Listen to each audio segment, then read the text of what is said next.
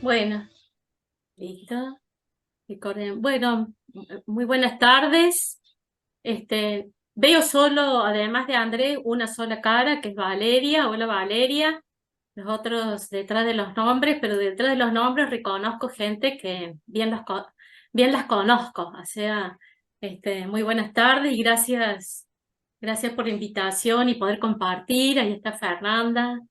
Bueno, muy bien. Sin demora, entonces, hola Andrés, ahí estoy viendo, ¿qué tal?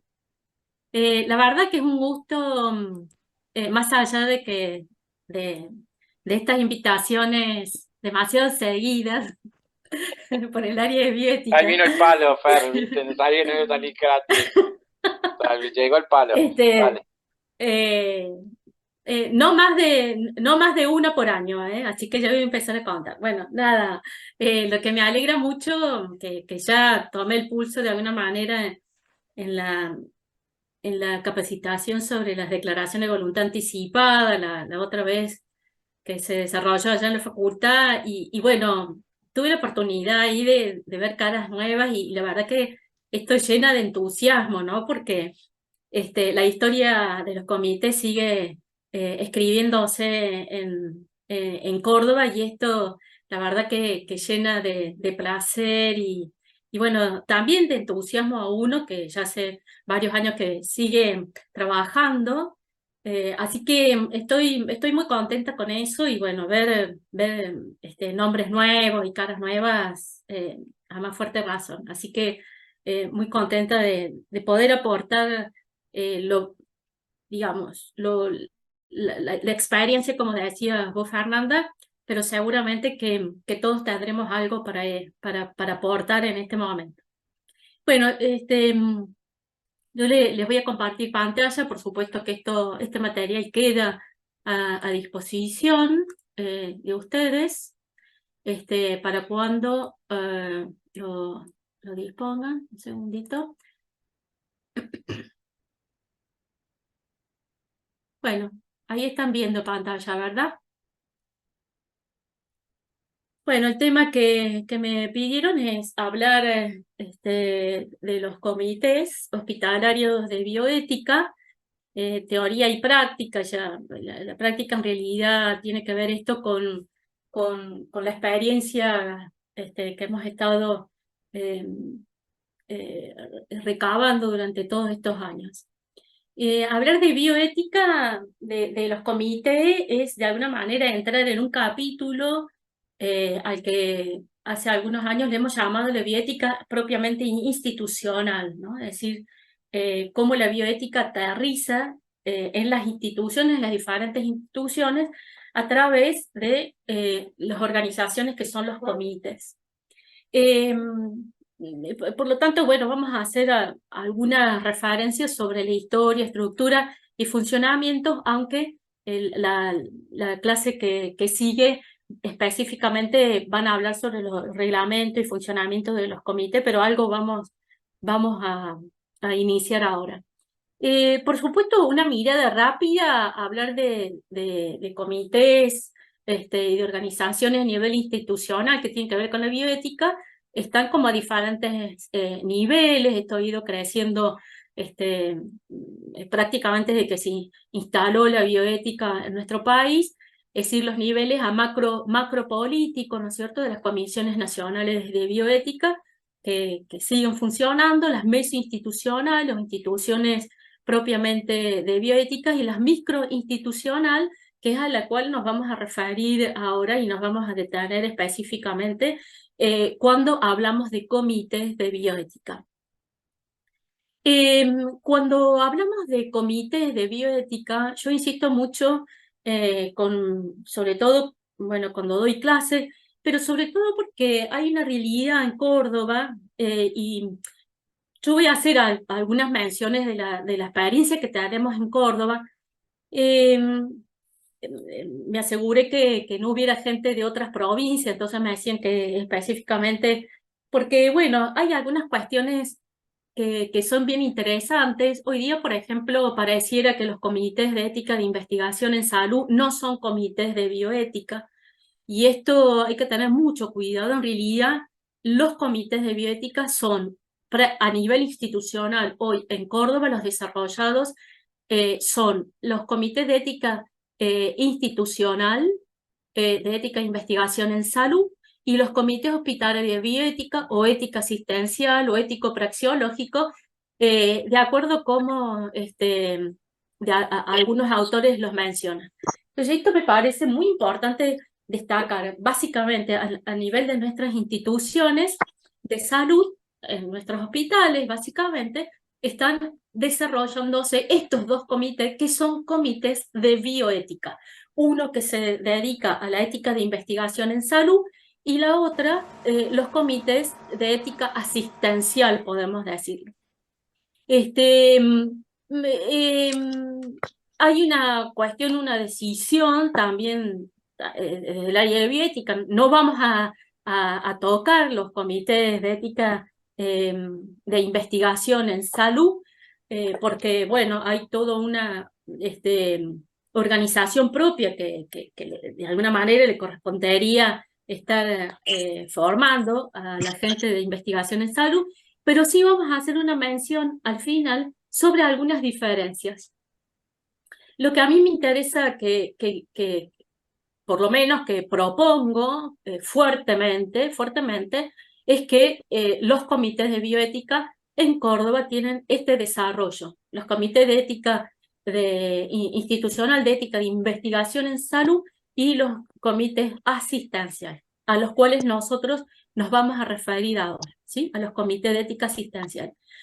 Los comités deontológicos técnicos son los comités en realidad que existen en nuestras instituciones disciplinares, con lo cual no nos vamos a detener. Referido a las comisiones de bioética, desde el comienzo, allá por el año 94, cuando comenzó a generarse la formación con la perspectiva de formar gente para los comités, en principio, hasta que los comités alcanzaban una edad un poquito más madura, y experiencia y de estudio, etcétera, de formación, comenzó este programa refiriendo no a los grupos institucionales, no como comité, sino como comisión de bioética, ¿sí? Entonces, indicando de alguna manera que había un proceso en esto de formación, de crecimiento, de experiencia y demás. Entonces, frente a esto, nosotros nos vamos a dedicar específicamente ahora a conversar les voy a proponer algunas cuestiones que tienen que ver fundamentalmente sobre los comités de ética asistencia. Comités que, por otro lado, bueno, ya hace años ha formado una red, ¿no? Bueno, respecto de los modelos, como tenemos como antecedentes, por supuesto que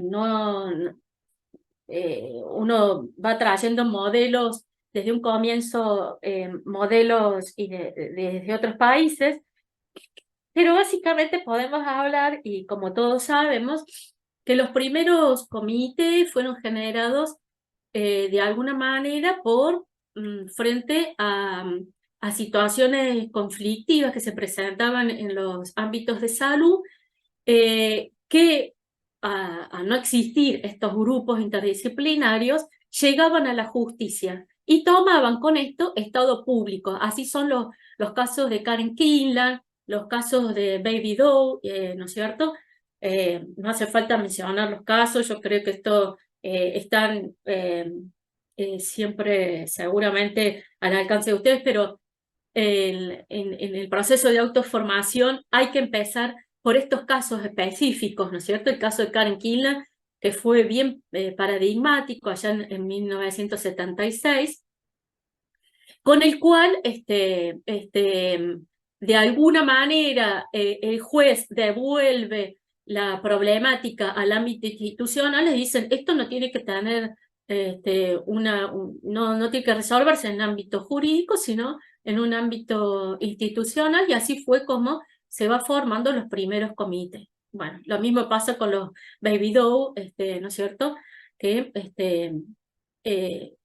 con situaciones que planteaban serios conflictos entre la beneficencia y la autonomía y el mejor interés de los menores, no solo vulnerables por ser menores, sino vulnerables también por tener deficiencias genéticas, ¿no?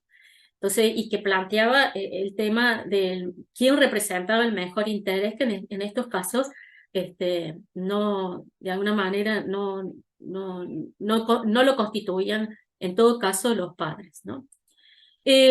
Por supuesto que después la necesidad en el propio, en la aceleración tecnológica y científica, se fueron planteando situaciones como por ejemplo el Comité de Seattle, en donde había que decidir, acá había un problema básicamente de justicia, ¿no es cierto?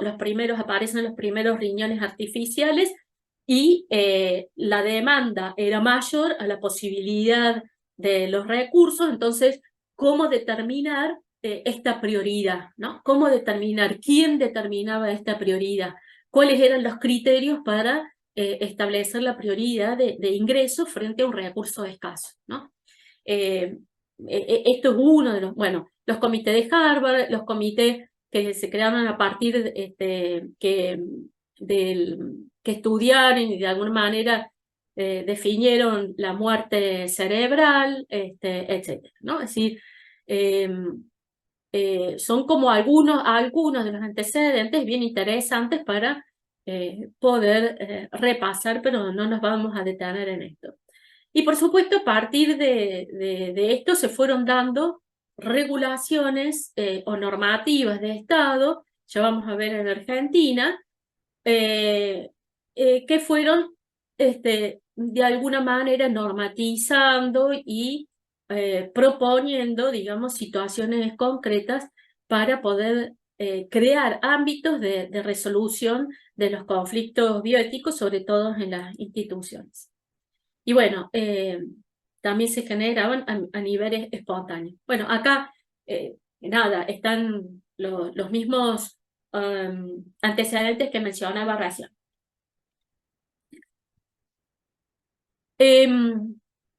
Sí es importante mencionar, ¿no es cierto?, como comités, como nuevos miembros de comités, siempre hay que repasar sobre todo, no solo los casos paradigmáticos que nos fueron presentando, sino también el informe de la Comisión Presidencial, el informe Belmont, en el cual se proponen los principios del principialismo, ¿no? Del principialismo que todos conocemos, que no son los únicos como fundamentación, pero que todos hemos bebido de esta fuente al comienzo, ¿no? De la autonomía, la beneficencia, la justicia. Pero me parece que es importante hacerle un repaso y un estudio respecto de cómo fueron surgiendo esta propuesta. ¿Qué pasaba en América Latina mientras se desarrollaba, sobre todo con fuerte impronta americana, norteamericana? También hay que decir que en Europa había líneas también de trabajos muy importantes. Y en América Latina, bueno, acá están mencionados algunos, de las cuales me parece muy importante estas últimas tres, que es la Escuela Latinoamericana de Bioética, que dio un impulso, yo creo que Córdoba bebió prácticamente de la Escuela Latinoamericana de Bioética dirigida por el doctor Mainetti, y quien impulsó fuertemente la formación de los comités en las instituciones de salud, en los hospitales, proponiendo también una gran red regional, ¿no? Y es de acá en donde nosotros en Córdoba hemos bebido realmente esta propuesta, y hay que decir que Córdoba no solo es pionero, no solo que en Córdoba somos pioneros respecto de esto, sino que también se ha podido sostener a través de todos estos años, ¿no?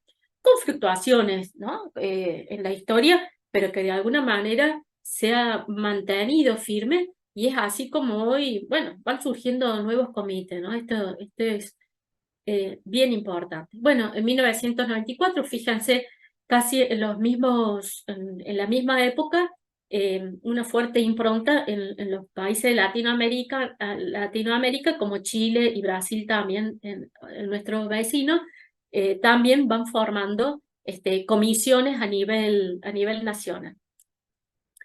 En Argentina, bueno, esto es un poquito lo que yo mencionaba, fíjense el tiempo, ¿no? En 1989 la Fundación Magnetic arma el primer curso de comité hospitalario, el que yo mencionaba hace un momento, la Escuela Latinoamericana de Bioética, todo esto es bien interesante.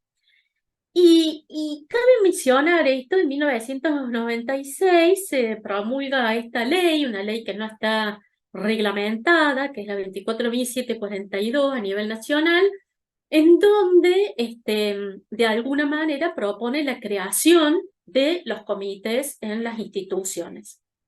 Una ley que no está reglamentada, pero a partir de esta ley, en muchos, no sé el estado en este momento, pero en prácticamente, yo diría que casi todas las provincias fueron creando las propias leyes en donde eh, instaban a la formación de los comités hospitalarios de bioética asistencial.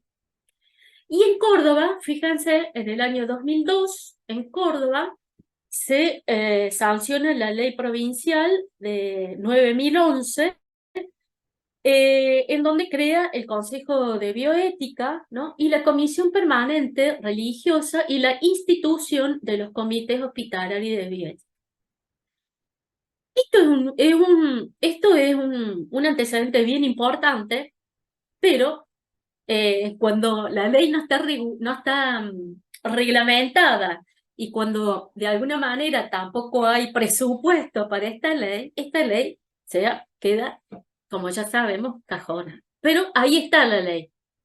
Esto es bien interesante. Entonces, nosotros, los comités, fíjense, si pudiéramos hacer una comparación con los comités de ética de investigación, también tenemos una ley, que es la ley 9.694, que tiene un auge muy importante y que bueno, tiene una impronta sostiene y sostiene toda una estructura muy importante en Córdoba. Esta ley, de alguna manera, está ahí, pero no hay presupuesto, no está reglamentada, etcétera. Pero es importante que nosotros la conozcamos y saber que esta ley dice también de la institución de los comités asistenciales en nuestras instituciones hospitalarias. Si tuviéramos que definir, esta me parece que es una de las definiciones más importantes, en todo caso, más que definición, conceptos, porque engloba algunos diferentes aspectos, ¿no? En primer lugar, hay que decir que los comités son grupos multidisciplinarios de profesionales, y esto está dando ya una identidad que es muy importante. Es decir, el primer requisito para un comité es la multidisciplina, ¿no? De profesionales, por supuesto, sanitarios. Ya vamos a ver quiénes son los que de un comienzo se ha recomendado desde el área de bioética y desde algunos autores. Desde otros campos de conocimiento, esto también es importante, y legos, o miembros de la comunidad. Entonces ya está hablando de qué son los comités, ¿no? Entonces, grupos multidisciplinarios profesionales sanitarios de otro campo de conocimiento y legos, miembros de la comunidad, dentro de una institución de salud que cumplen la función de aconsejar, consultar, discutir o estar de otra manera involucrados en las decisiones y políticas relacionadas con temas éticos que surgen de la atención de salud. Entonces, este concepto, de alguna manera, nos dan como muchos elementos para poder analizar respecto de los comités. Un comité que pretenda formarse sin interdisciplina dejaría de ser comité de bioética. Pumba. Entonces, muy importante, la multidisciplina.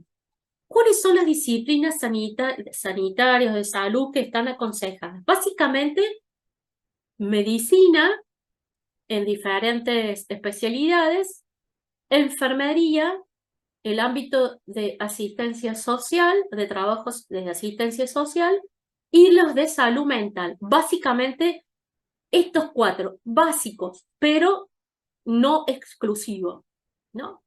Y acá, de hecho, que en la historia de los comités han participado nutricionistas, gente, bioquímicos, técnicos de laboratorio, técnicos de hemoterapia, instrumentadores quirúrgicos, de todas las disciplinas, ¿no? Con un genuino ya vamos a ver cuáles serían, en todo caso, repasar cuáles serían aquellos requisitos para las personas que quisieran integrar los comités asistenciales de bioética. De otros campos de conocimiento que, por supuesto, desde el ámbito, digamos, humanístico, en este aspecto, desde abogados, filósofos, los filósofos no son muy, digamos, no están como muy a mano, digamos, pero ha habido comités que han nacido con la presencia de filósofos, ¿no? Sería ideal tener alguien de filosofía en el comité en donde aporta una mirada no sesgada como la que tenemos en salud, ¿no? Otra mirada. Entonces, otro campo de conocimiento, algunos dicen, tienen que ser, algunos han preguntado si tienen que ser sacerdotes. Muy interesante, ya vamos a ver cuando veamos esto de la configuración, ¿no? De los miembros. Y los legos, muy importante la presencia de los legos o los miembros de la comunidad. Ya vamos a ver también de quiénes serían estos legos. Bueno, y de estar, entonces, cumplen la función de alguna manera de estar, mirar desde otra perspectiva, ¿no? Algún autor decía, es la conciencia de la institución, ¿no? Bueno, discutir, estar de otra manera involucrados en la toma de decisiones y políticas relacionadas con las problemáticas éticas que surgen en la atención de salud. Esto es un poquito más o menos lo mismo, ¿no es cierto? Grupos, insisto, grupos interdisciplinarios que se ocupan de los problemas bioéticos que surgen en los hospitales en tanto instituciones de salud. Y los objetivos, entre otros, podemos mencionar la introducción de un cambio conceptual en el modelo de salud, ¿no? En esto hay un camino muy arduo, ¿no? Muy arduo, por supuesto, porque, bueno, esto no solo lo hacen los comités, sino, bueno, absolutamente las instituciones, tiene que ver con otros factores. Sí me parece que, sobre todo, la articulación de un nuevo método en la toma de decisiones, en esto los comités tienen una influencia muy importante, porque a la hora de toma de decisiones, los comités sobre todo ponemos la mirada a ver quiénes son los que están tomando la decisión. Y esto es lo que planteó la bioética y el modelo, ¿no? ¿Quiénes están tomando la decisión? ¿Se le preguntó al paciente? ¿No? Entonces, la perspectiva del paciente, que muchas veces está dejado de lado, es una gran preocupación para es una mirada como prioritaria, ¿no? Para los comités. Entonces, a la hora de la toma de decisiones, esto, en esta mirada un poquito más amplia y de estar de otra manera frente a la problemática, los comités tenemos un compromiso muy importante, ¿no? Y el desarrollo de nuevas normativas que regulen la complejidad de los temas tratados. Ya vamos a ver, la función normativa es una de las funciones muy importante, pero más difícil para el comité. Tendríamos que hablar específicamente, y bueno, el área de bioética tiene específicamente, digamos, em, no solo reglamentos, sino metodologías de cómo trabajar respecto de la fase normativa, pero bueno, es muy importante, es un camino que hay que hacer de maduración. Bueno, los temas de trabajo podríamos seguir tildando acá, es un poquito lo que venimos hablando, la reformulación de la relación paciente-profesional, la problemática frente a las nuevas tecnologías, el derecho, costo y calidad en la atención de salud, y podríamos seguir tildando, digamos, los temas de trabajo. Y hay que decir que las instituciones No sé cuál. también dentro de su especificidad, ¿qué quiero decir con esto? Bueno, una institución eminentemente quirúrgica tiene sus problemas, eminentemente pediátrico tiene sus cuestiones, digamos. Entonces, van teniendo cada uno su especificidad, digamos, ¿no? La composición de los comités. Bueno, los comités, el número, de acuerdo a los autores, varía, ¿no? Entre 8 y 12 personas, alguien dice, bueno, tiene que ser impar y no necesariamente. ¿Cómo se desempata? Hubo una pregunta que me hizo un alumno, ¿no? Pero bueno, ¿no tendría que ser impar para desempatar en la toma de decisión? ¿Por qué desempatar? ¿No? Muy interesante la pregunta. ¿Por qué desempatar? ¿Qué tenemos que desempatar? Cuando la posición y la recomendación, mientras esté argumentada éticamente, eh, la posición o la recomendación de una persona es tan válida como el del resto. Ya vamos a ver cuando hablemos del informe, aunque me parece que por ahí en la próxima clase lo pueden hablar más. Entonces, el número puede ser entre 8 y 12. Fíjense, la experiencia ha mostrado, bueno, hubo un momento en donde en el área de bioética, no sé si sigue siendo así, se recomendaba para la acreditación de un grupo para ser de un comité de bioética al menos cinco, con la característica de ser multidisciplinario, ¿no? Multidisciplinario, garantizar la multidisciplina, al menos 5. Y después de ahí, bien, uno ya sabe también, los que trabajamos en los ambientes de salud, etcétera, mientras más son, menos se hace. Esto es una ley, no sé de Murphy, no sé de quién es, pero es una ley que la comprobamos permanentemente, ¿no es cierto? Que mientras más son, por ahí, menos se hace, ¿no? Entonces, o son menos los que trabajan, o son siempre los que trabajan. Entonces, allí esto hay que verlo, ¿no es cierto? Entonces no hay que alegrarse por tener 20. De esos 20 hay que decir, sí, somos 20. De esos 20, ¿cuántos están trabajando? ¿Cuántos de verdad? Por eso hay que definir después del reglamento a ver qué requisitos hay para la permanencia de los comités. Entonces, entre el número de miembros, garantizar un mínimo de 5. Esto estaba puesto en el área hace algunos años para la acreditación, un mínimo de 5, garantizando de alguna manera la multidisciplina, 10, 12, Sigue igual, lo que se Iris. pueda. Sigue igual, ahí Fernando lo puso también en el chat, sigue igual. Ok, perfecto. Bueno, esto cuando decíamos, ¿no es cierto?, de quiénes son, ahí también estos son los profesionales, las disciplinas de salud recomendadas, pero insisto que todos los genuinamente interesados, inclusive el mismo personal de la comunidad hospitalaria, no necesariamente profesional, ¿eh? En alguna ocasión ha habido secretarias también integrando los comités, secretarios u otros miembros que manifestaban de verdad interés en trabajar en el comité. Bueno, profesionales del área humanística, abogados, filósofos, eh, pastores, sacerdotes o ministros, en la medida, ¿no es cierto?, que estén presentes también en la institución, depende del perfil de la institución. Hemos tenido en algunos comités antropólogos, sociólogos y, por supuesto, miembros de la comunidad.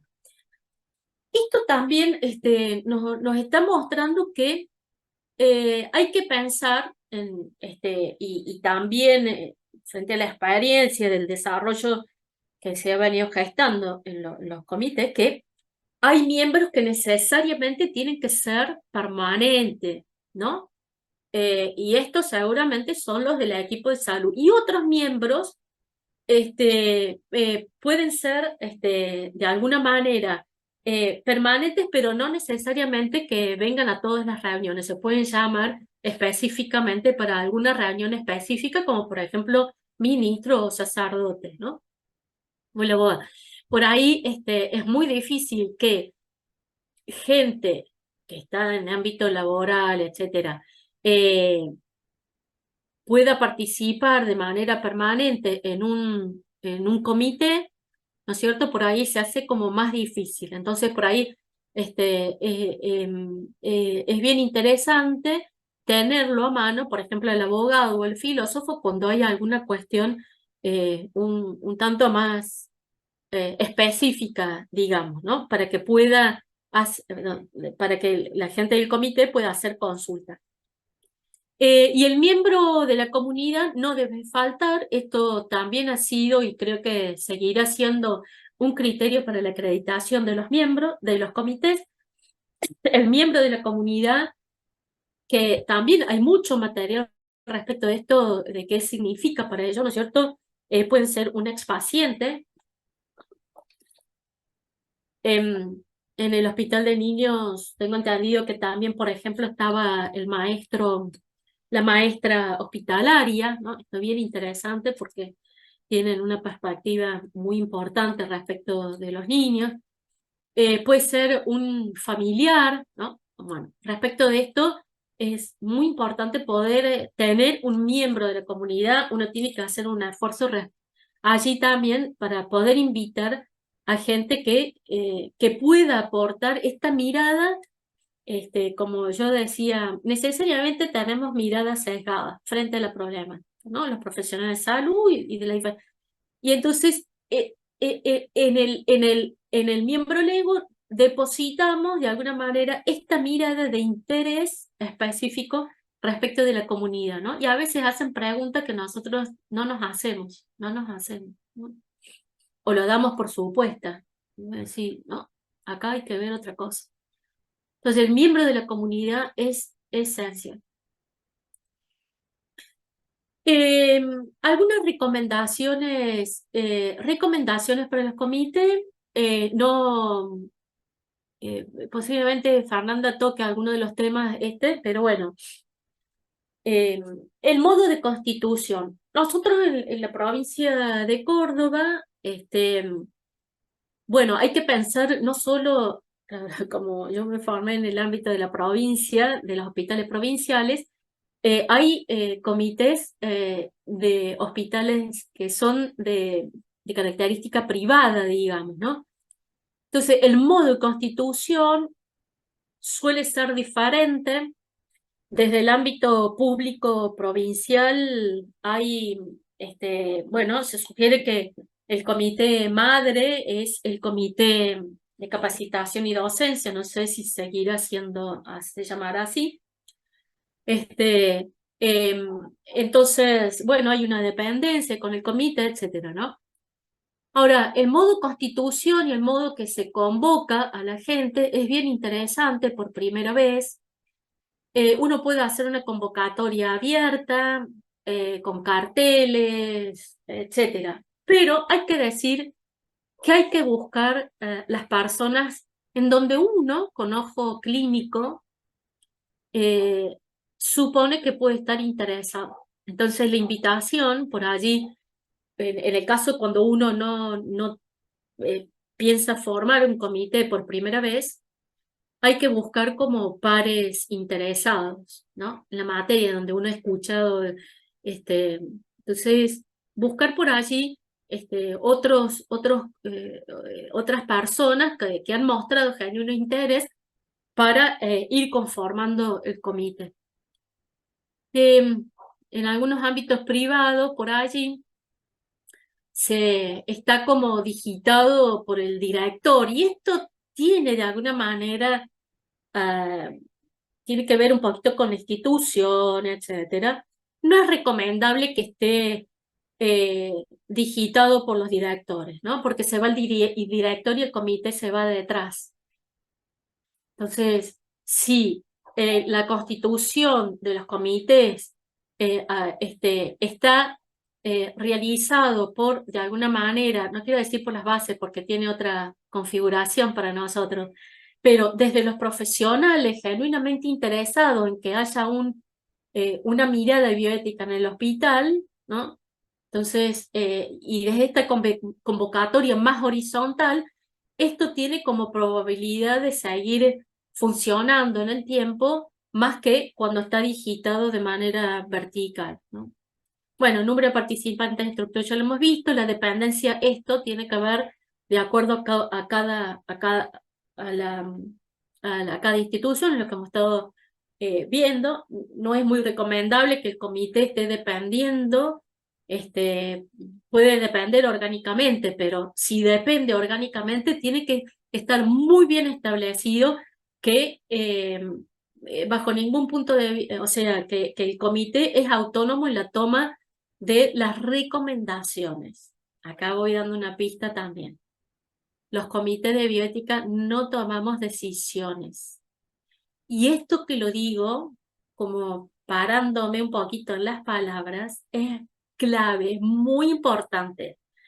Cuando digamos que nosotros hemos tomado decisiones, estamos errados. Estamos errados y cometemos una falta muy grave. Nosotros no tomamos decisiones, recomendamos frente a las consultas, ¿no? Entonces esto es muy importante. Entonces, el grado de dependencia, de acuerdo a la institución, ¿no?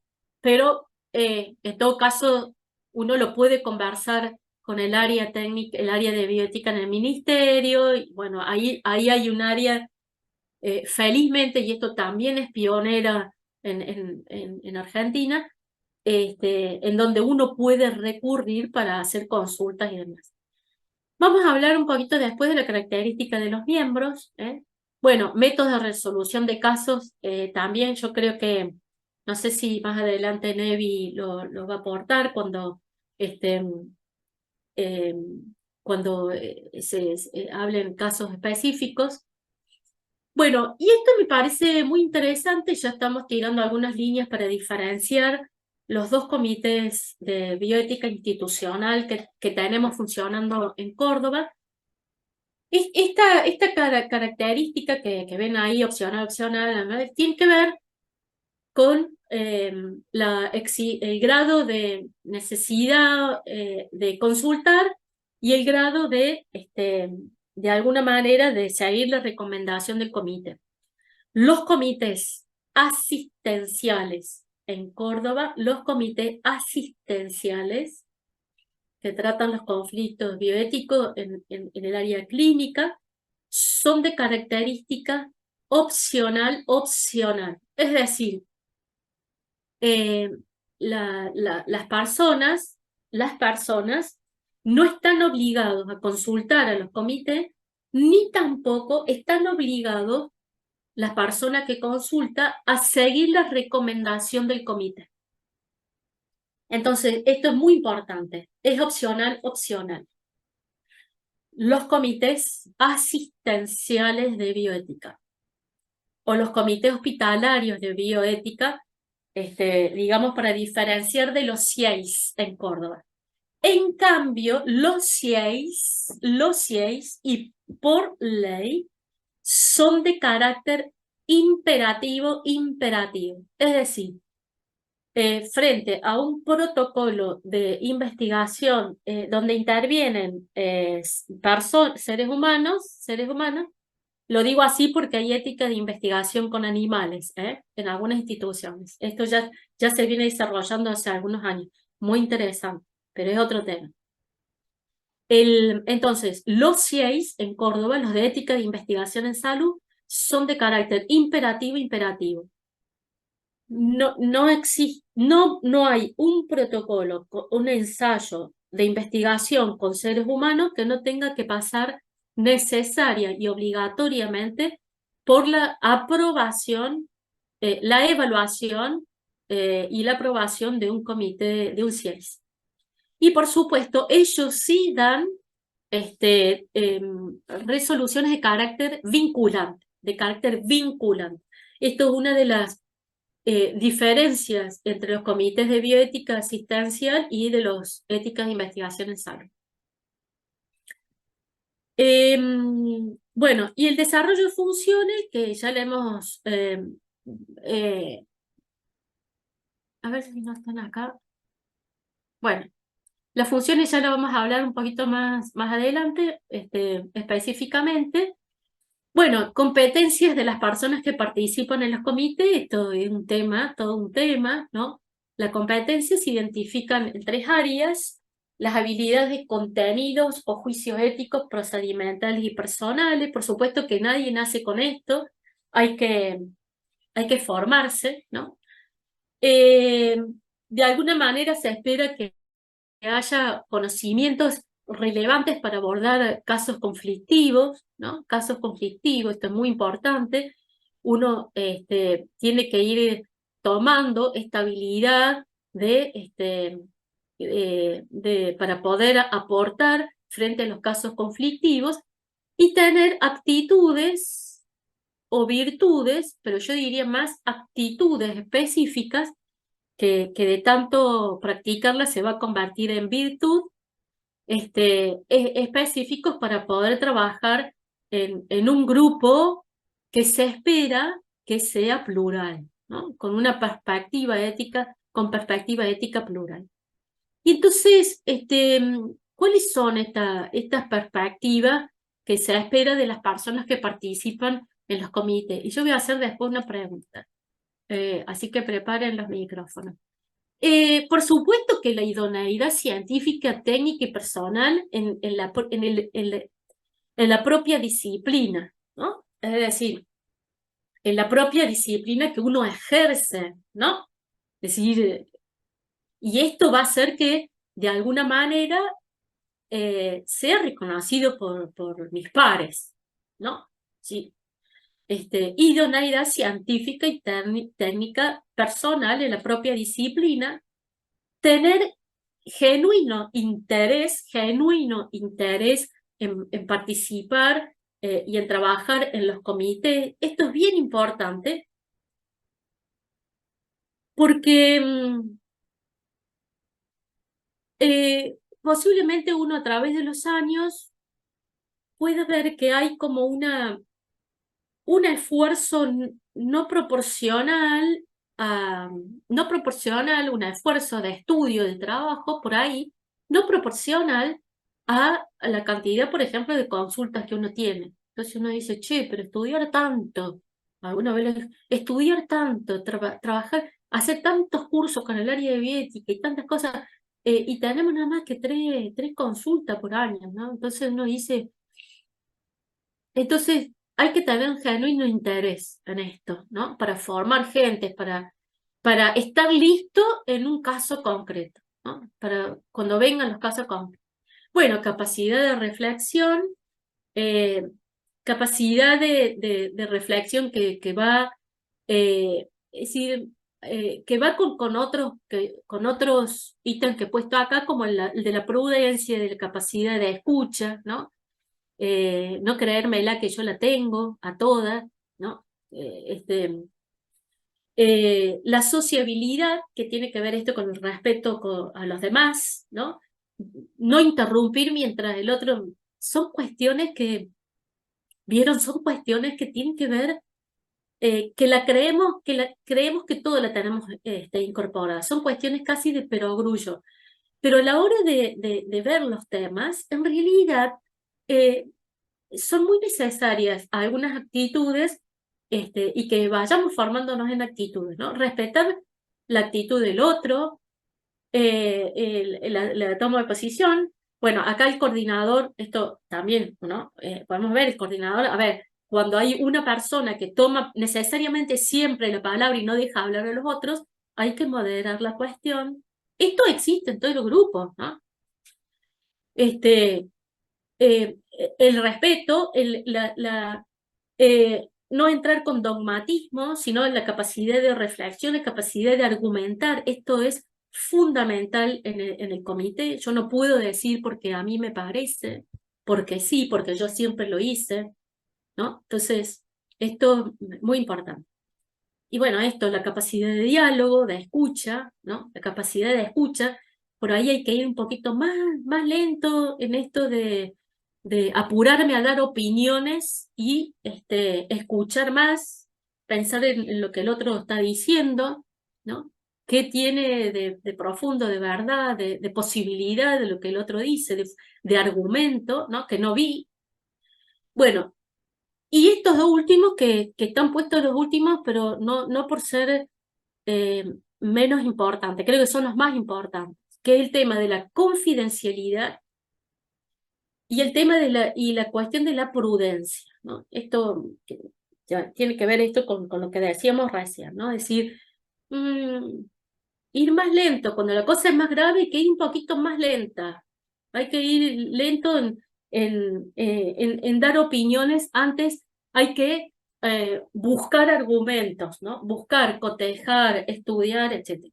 Y el tema de la confidencialidad es básico, es decir, dentro del comité hay que establecer líneas de confidencialidad en donde las cuestiones que se discuten, que se dialogan, que se deliberan, no puede salir del ámbito de discusión del comité, ¿no? No puede salir, y si en todo caso yo puedo salir enojado, puedo salir en contra de lo que el otro opina, etcétera, no puedo eh, estar manifestándolo, ¿no es cierto? Entonces esto que a lo mejor es un poquito de perogrullo, pero no es tanto en la práctica, ¿no? El tema de la confidencialidad. No puedo comentar los casos en la entrega de guardia, por ejemplo, ¿no? No puedo, puedo, pero no debo comentar la discusión y la deliberación que se hace hacia adentro del comité, ¿no? Esto es muy interesante también a la hora de establecer reglamentos específicos. Básicamente los comités de bioética asistenciales tienen tres funciones, que ya la hemos visto cuando hablamos de conceptos: la función educativa, consultiva y la función normativa.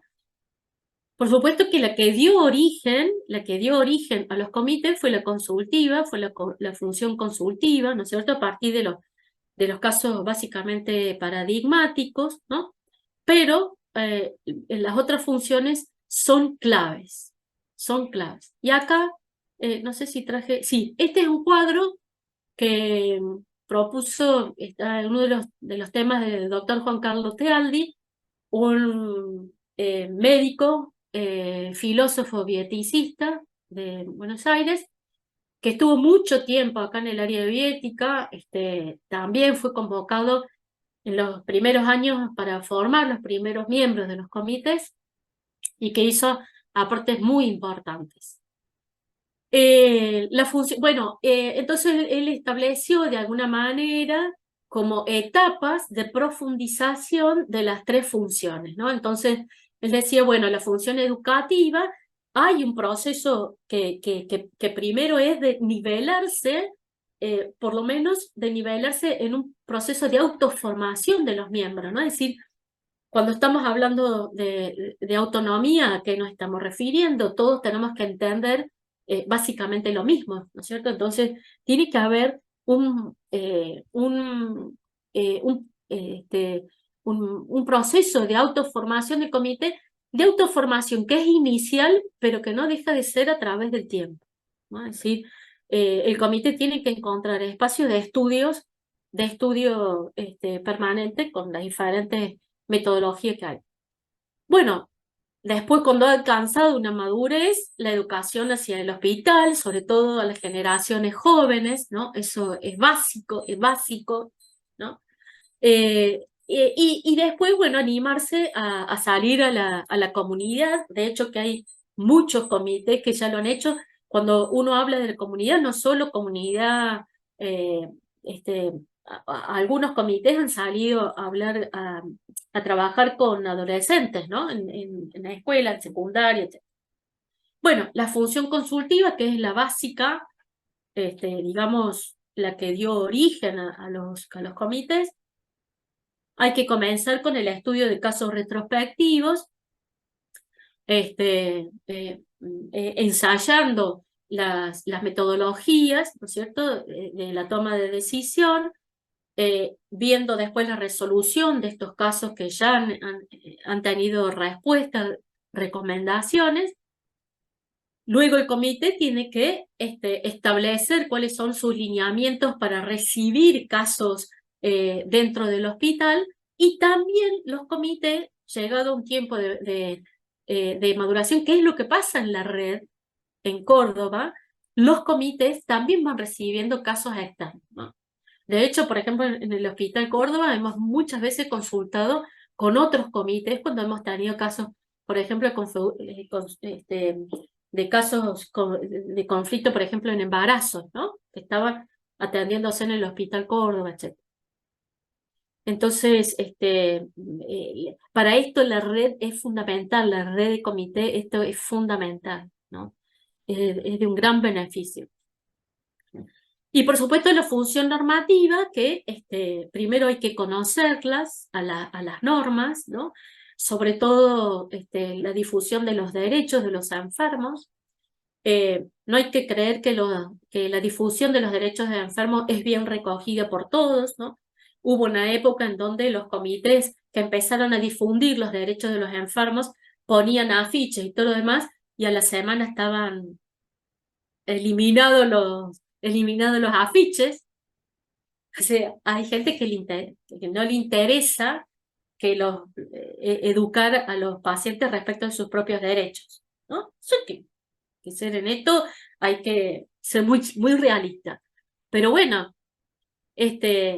entonces, difundir normas dadas, crear normas específicas y normas genéricas, y esto yo les decía anteriormente que la función normativa es una de las funciones como más difíciles, no imposibles. De hecho, que hay hospitales, hay comités que ya han creado estas normas frente a situaciones muy conflictivas que se repiten en la institución, como por ejemplo, cómo proceder frente a un embarazo encefálico, cómo proceder frente a la situación de la decisión de no reanimar o la orden de no reanimar, etcétera, en menores, ¿no? En menores, en neonatos, en adultos, etcétera.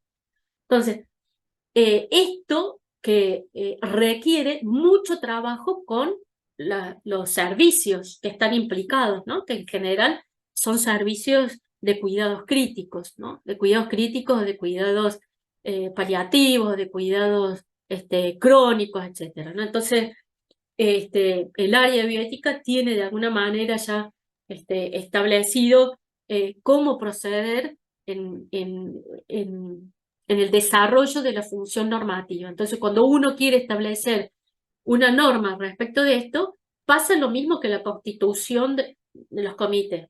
Si la norma está dada desde arriba, porque se le imaginó el comité, y esa norma no va a tener mucho agarre, digamos. Ahora, cuando la norma está creada en discusión con los mismos equipos de salud que asisten o que tienen la problemática, tiene mucha más posibilidad de que esa norma sea realmente útil y que permita a la gente frente a conflictos bioéticos poder trabajar con mayor tranquilidad, ¿no? De alguna manera sabiendo que la cosa ha sido como visualizada de manera plural, ha sido trabajada, etc., ¿no? Entonces, la función normativa es muy importante y requiere mucho trabajo y mucho tesón por parte del comité, pero digamos que cuando se establecen es de muchísima utilidad. Bueno, no voy a hablar respecto de esto porque creo que viene en el tema siguiente. Es muy importante que el comité vaya teniendo un reglamento interno, un reglamento que tiene que estar de alguna manera revisado permanentemente, ¿no? Que tiene que contener principios, objetivos, ámbito de actuación, funciones, norma de funcionamiento, periodicidad de las reuniones, etcétera, ¿no? Cómo sesionar con quórum. Yo les decía que el comité tiene que ser necesariamente interdisciplina. Si solo se juntan los médicos, estamos con un problema. Entonces, esto hay que verlo discutirlo, digamos, cuando se establece el reglamento, ¿no? Bueno, criterios para la toma de decisión, esto también es muy importante. Yo les decía esto cuando el alumno me preguntó, la alumna me preguntó, bueno, esta necesidad de desempatar frente a la toma de decisiones. Una opinión diferente frente a los otros, frente al resto del grupo, pero que esté argumentada, es tan válida como el otro. Y en el momento de la consulta, en el momento de dar respuesta a una consulta, que también hay que determinarla, cómo se le va a devolver la respuesta, la recomendación a la persona que ha consultado, uno tiene que poner, bueno, frente al comité, la recomendación es esta, por esto. Pero también surgió o sea, esa recomendación que no estuvo de acuerdo, que no fue consenso. Siempre hay que buscar el consenso. Es lo mejor, porque salen las cosas más claras, digamos, para aquel que tiene que tomar la decisión, ¿no? Que en general es el que consulta. Un tema muy importante. ¿Quiénes son los que consultan? En general se ha mostrado estudios que en general es el equipo médico, pero también en menor cantidad, por ejemplo, servicio social, los jueces en una época cuando se empezó a formar los comités, también hacían consulta. Y una cuestión muy interesante, fíjense que los jueces que hicieron consulta a los comités hicieron consultas respecto a cuestiones éticas que luego fueron de alguna manera, eh,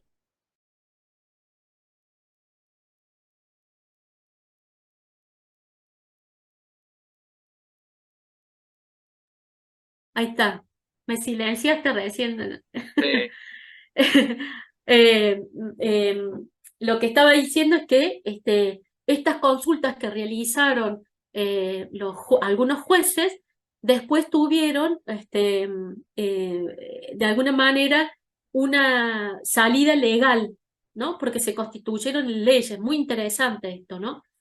Como por ejemplo la anticoncepción en discapacitados, etcétera, ¿no? Bueno, muy interesante, pero bueno, no. Entonces, los criterios para la toma de decisión, quiénes son los que consultan, cómo, respecto de la consulta hay que detenerse en esto, ¿no es cierto? Cómo hacer para que la gente la consulte y llegue al comité, lo hace con uno solo, lo va a hacer de pasillo, son todas las cosas que uno tiene que ir reflexionando y viendo, ¿no? Bueno, las asistencias de las personas que no son miembros de los comités, ¿quiénes asistirían, por ejemplo? ¿Qué se les ocurre a ustedes? Alguien que no sea el miembro del comité. Y puede ser un experto en una materia determinada, dada la consulta que se realizó al comité. Sí, por ejemplo. ¿Qué más? Gracias, Andrés.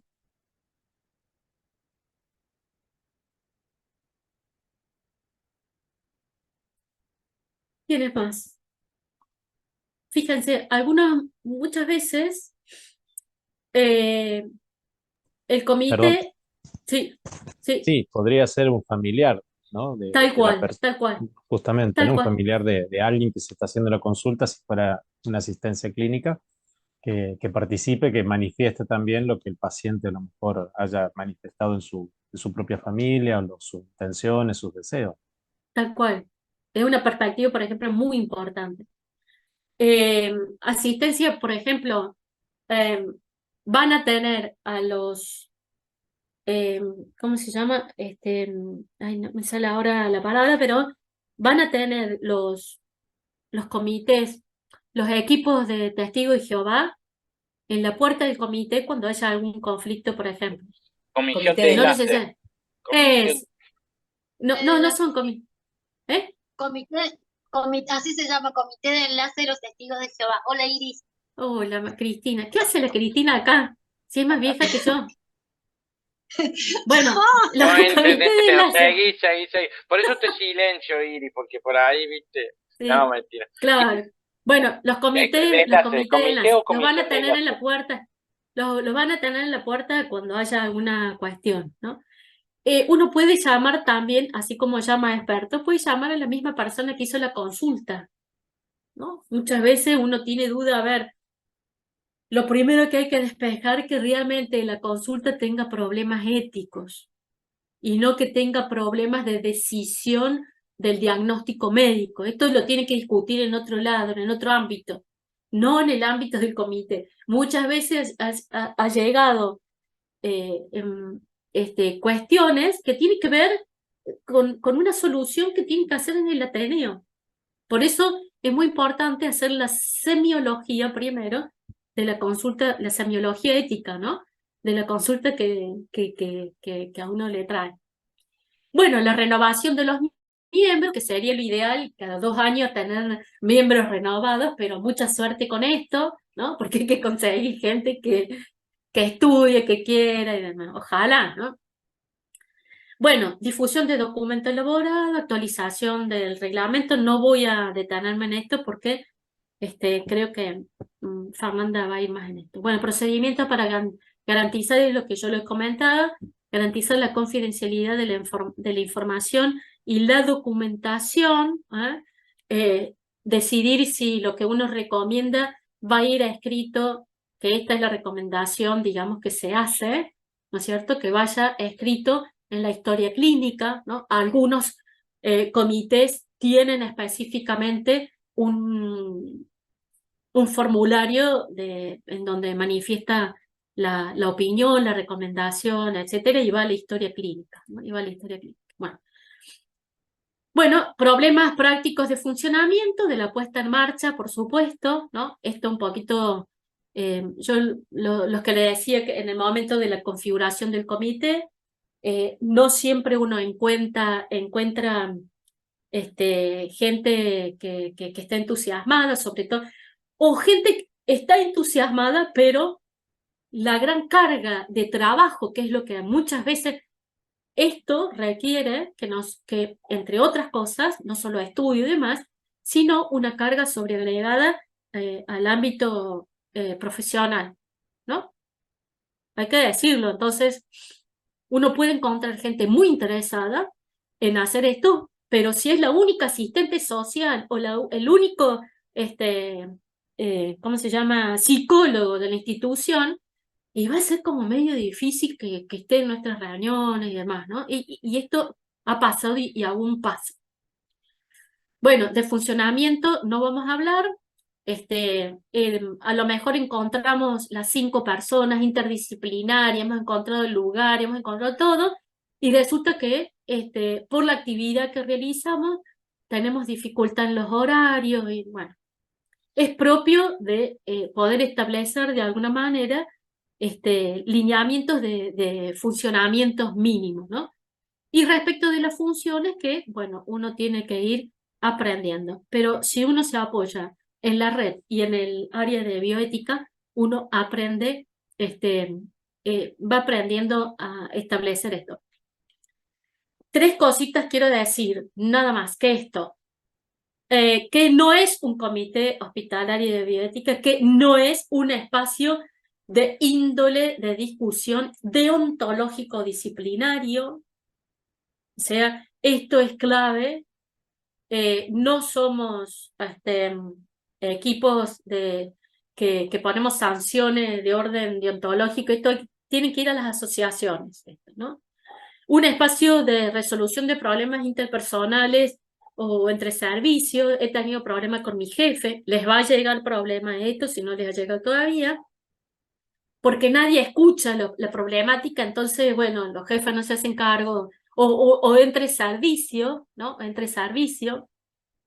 Ni hablar cuando se meten los sindicatos en nuestros medios públicos, ¿no? No es un lugar para resolver cuestiones de orden general político sindical. Acá podríamos hablar de cuestiones políticas de otro ámbito, ¿no? Es decir, la política institucional respecto de algunos problemas bioéticos. En esto sí el comité podría intervenir. Me acuerdo que hubo una época, bueno, se repite la época de conflicto y de crisis, donde no llegan medicamentos esenciales, como por ejemplo la insulina, ¿no? Y en donde algunos comités han tenido que intervenir para decir, bueno, a ver, el criterio de distribución, etc. Bueno, un espacio de debate para problemas de carácter legal. Cuidado con esto de creer que nosotros vamos a sancionar a la gente, ¿no? Esto, cuidado. No, por más que haya un abogado, claro, el abogado tiene que garantizar que no recomendemos cosas que van en contra de la ley, pero no somos los que vamos a enjuiciar a la gente. Y un lugar en la toma de decisión o implementar normativas de carácter de cumplimiento obligado, ¿no? Entonces esto es muy importante, y esto la verdad que lo podemos decir ahora, también porque hemos aprendido de errores, ¿no? También hemos aprendido de errores.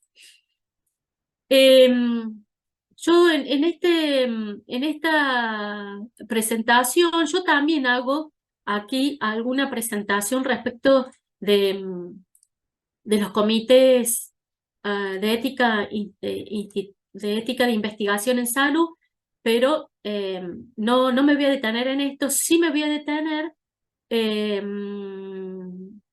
un poquito en ver la diferencia, y con esto ya cierro. Bueno, no era el que... bueno, no importa. Entonces ahí pongo algunas cosas que pueden servirles para, si necesitan, respecto de los comités de ética institucional. Sí, lo que quisiera acá mostrar, ¿no? La distinción de estos dos comités de bioética, que son los CIEIS de ética de investigación y salud y los comités hospitalarios o de bioética asistencial, ¿no? En los comités, esto está representado por los de investigación en salud, ética, investigación en salud, bioética, asistencial, ¿no? Existe incertidumbre, es riesgo sobre beneficio, ¿no es cierto? El trabajo busca el beneficio y da, en el caso del asistencial, se acerca a la norma jurídica, ¿no? Está básicamente muy regulado todo lo que es ética de investigación en salud. Pareciera que no da lugar a deliberación, pero sí hay mucho problema que hay que deliberar. Lamentablemente no lo estamos haciendo, pero es muy importante deliberar sobre asuntos que estamos trabajando en los comités de ética e investigación. Lo hemos dicho que los comités de bioéticas asistencial dan recomendaciones, por lo tanto, las recomendaciones no son vinculantes y la consulta es optativa, no así para la ética de investigación, que la decisión es mandatoria y de consulta obligatoria, ¿no? En el caso de la ética de investigación, las personas son cualificadas para la evaluación de la investigación clínica, y en este aspecto la ley 9.694 tiene la característica de quiénes son los que de alguna manera tienen que integrarla, y en la de ética asistencial lo constituyen los que ya hemos hablado, ¿no es cierto? Equipos de salud, filósofos, equipos de comunidad y representantes de la comunidad.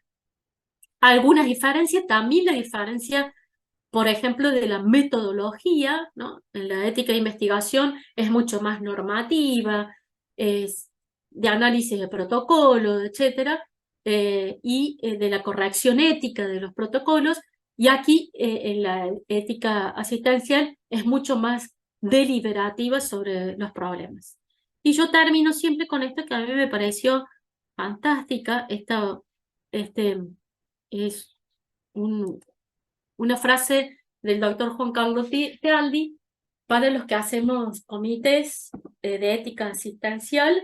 Dice, para más allá, pero más allá de todo esto, ¿no? De lo que hemos hablado, de la Constitución, etc., quien se asome a la luz de un comité hospitalario de bioética podrá ver sucederse los rostros multiformes de todos los pacientes que en su vida haya visto, los largos corredores de la vida y de la muerte, la esperanza y la angustia, verá los aparatos del aliento y del pulso, la urgencia de las manos, las camas y los ojos, el bisturí que sangra sobre la carne abierta, la agonía de Jane Doe y el resignado gesto que Karen Kinlan tuvo cuando en un estallido el aire ya no estaba. Verá también las leyes, los códigos y las masas interminables de hombres vejados en nombre de la salud y la gloria de una raza sin mancha. Verá pasar los siglos, y en el fondo sin tiempo de una tierra surcada por hombres incansables de todas las naciones, sobre la desgastada colina de los siglos, verá la amarillenta e indestructible piedra del templo de Esculapio. Muy bien, con esto termino y buen trabajo les deseo a todos los miembros del comité.